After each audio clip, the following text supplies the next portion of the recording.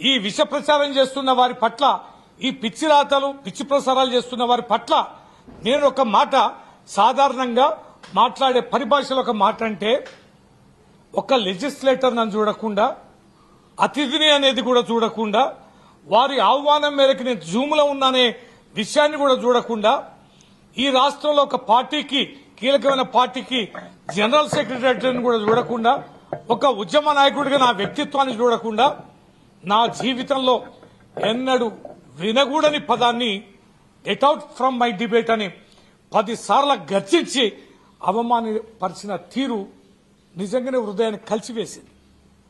ఎప్పుడూ అవినీతి అక్రమాలకు పాల్పడ్డ వాళ్ళం కాదు. వందల వేల టీవీ డిబేట్లలో గాని, మీడియా సమావేశాల్లో గాని మాట తూలింది లేదు.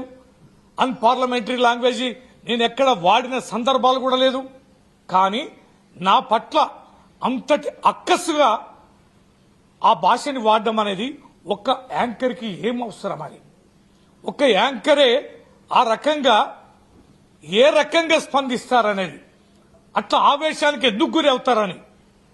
నేనున్న స్థానం మీ అతిథిని కదా, అతిథి పట్ల ఈ రకంగా వ్యవహరించడం అనేది దుర్మార్గం కదా.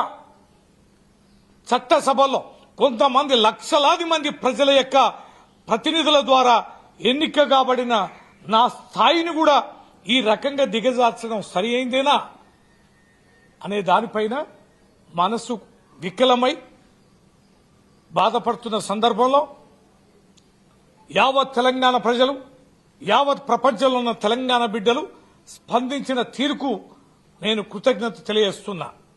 ఒక్క తాటిపైకి వచ్చారు, ఏకఖండంగా ఈ రకంగా వ్యవహరించిన తీరుని ఖండించారు.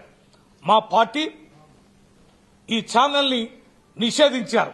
మా పార్టీ కార్యక్రమంలో ఎక్కడ పాల్గొనడానికి అవకాశం లేదని మా పార్టీ అధ్యక్షుడు కేసీఆర్ గారికి, వర్కింగ్ ప్రెసిడెంట్ కేటీఆర్ గారికి, యావత్ మా పార్టీ నాయకత్వానికి నేను కృతజ్ఞత తెలియజేస్తున్నా.